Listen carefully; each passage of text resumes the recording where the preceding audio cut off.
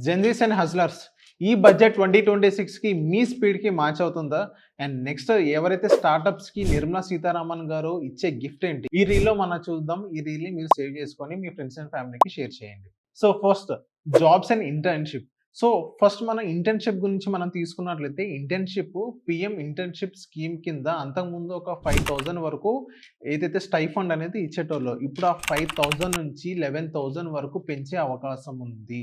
అంతేకాదు కొత్తగా ఎవరైనా ఎంప్లాయీ అనేది జాయిన్ చేసుకుంటే కంపెనీకి ఇచ్చే ఎంప్లాయ్‌మెంట్ లింక్డ్ ఇన్సెంటివ్‌ని డబుల్ చేశారు. అంటే ఇప్పుడు మీకు జాబ్స్ అనేది చాలా ఈజీగా వస్తది.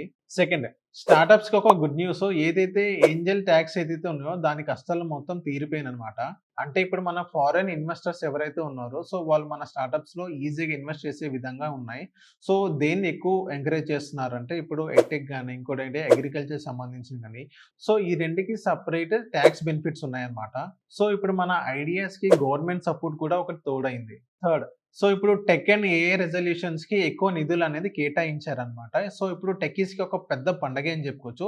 సో ఇండియా ఏఐ మిషన్ 2.0కి ఎక్కువ నిధులనేది కేటాయించారు. సో ఇప్పుడు మన ఇండియాలో జీపీయూ క్లస్టర్స్ గాని, ఇంకోటేంటంటే డేటా సెంటర్స్ కానీ రాబోతున్నాయి. సో అంతే కాకుండా టైర్ 2 సిటీస్‌లో 500 ఏఐ డేటా ల్యాబ్స్ అనేది అక్కడ పెట్టబోతున్నారు. సో ఇప్పుడు నార్మల్‌గా మన ఇంట్లోనే మన ఊర్లోనే కూర్చొని వరల్డ్ క్లాస్ టెక్నాలజీ అనేది మనం అనుభవించొచ్చన్నమాట. సో ఈ బడ్జెట్‌తో మీ కెరీర్ అనేది బూస్ట్ అవుతుందా లేదా మీరు కింద కామెంట్ చేయండి. అండ్ ఈ రీల్ నచ్చితే మీ ఫ్రెండ్స్ అండ్ ఫ్యామిలీకి షేర్ చేయండి. సో టాగ్స్ అని కింద కామెంట్ చేయండి. దీని గురించి ఇంకా డీటెయిల్ అనేది మీకు డీఎం చేస్తాను.